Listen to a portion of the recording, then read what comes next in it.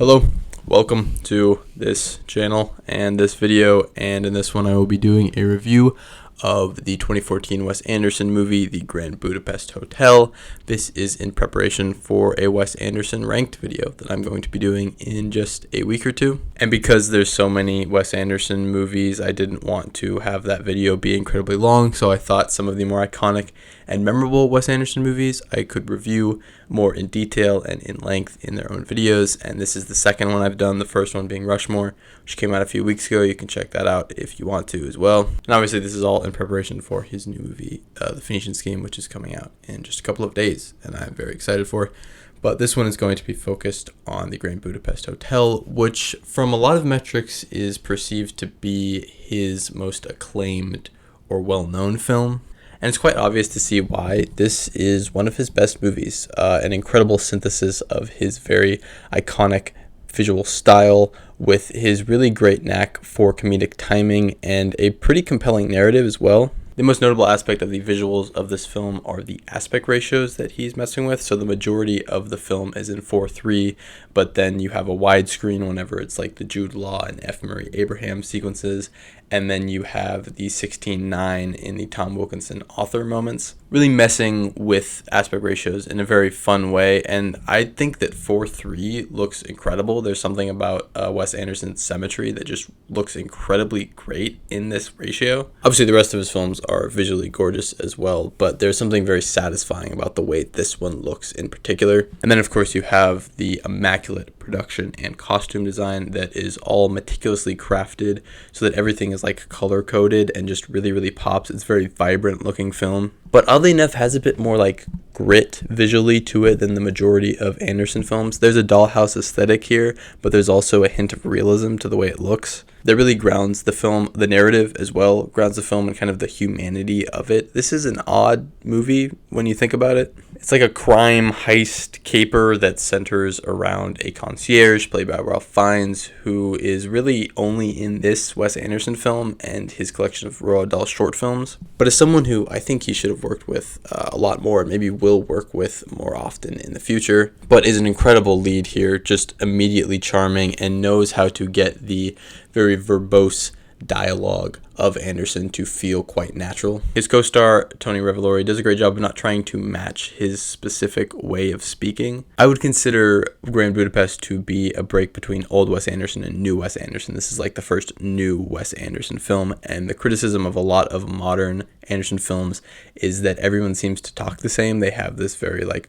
overly loquacious and oddly poetic, but also just like very monotone and almost robotic style of speaking. And that is somewhat the case with some of his later films like Asteroid City and to an extent Henry Sugar and the 3 short stories from Roald Dahl. But it's really not the case in Grand Budapest, as you have Revolori, again, not trying to match the loquaciousness of Ralph Fiennes' character, but instead being quite restrained, but still endlessly charming. Their chemistry works really well, and it's really what grounds this entire film. The humor here is great as well. Willem Dafoe has a pretty small role, but does a lot with little, with really great physical mannerisms. A lot of really great wordplay and just humor in the way that Ralph Fiennes is endlessly hospitable to anybody that he is surrounded by.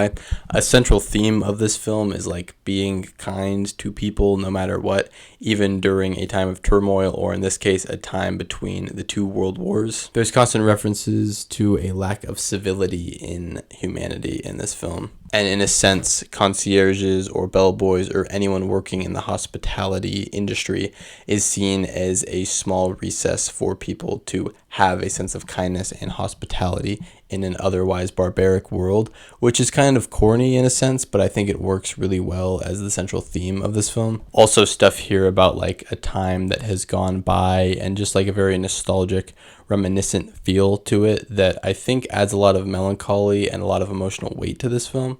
And for a film that is so fast-paced that it is honestly difficult to keep up with at times, Grand Budapest has so many moments where you really sit in like the emotion of the film. The 2 central relationships of this film, Zero and Gustav, and then Zero and Agatha, just work effortlessly, partly because the three performances here are really great. I haven't mentioned Saoirse Ronan because she isn't in this film too often, but it's just like immediately charming and likable. And her and Revelori immediately just really click together on screen. And there's kind of a screwball vibe and dynamic between Gustav and Zero that I just find to be really entertaining. And there is some resonance to this film, some emotional weight to this film, but for the most part it is concerned with just being a really fun time, and it absolutely succeeds at that.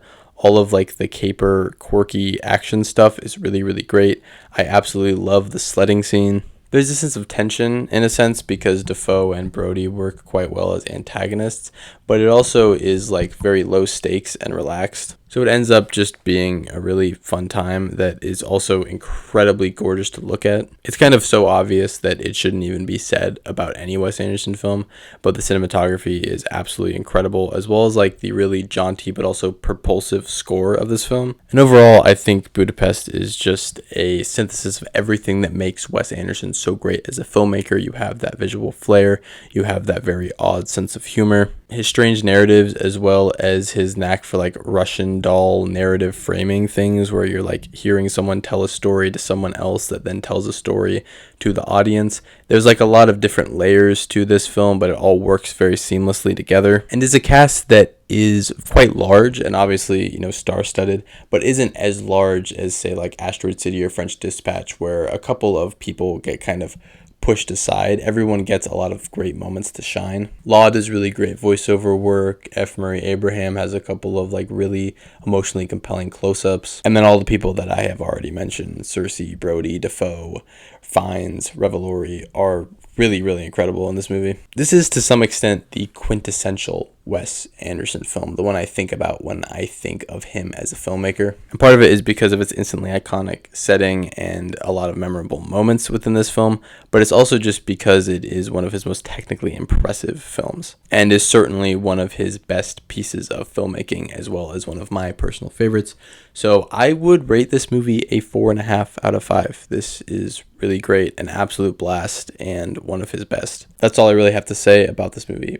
Honestly, a classic in a lot of regards. I'm not sure if it's too early to say that, but it has been 10 years, and I think it has really stood the test of time. If you want to hear what I have to say about the other Wes Anderson movies, then watch my Wes Anderson Ranked coming out in a week or two. There will also be a Phoenician Scheme review coming out in just a couple of days, so check that out. Check out the Phoenician Scheme if you want to, and that's about it. So yeah, Grand Budapest Hotel, great movie. Watch it, and that's all I got to say. So bye-bye.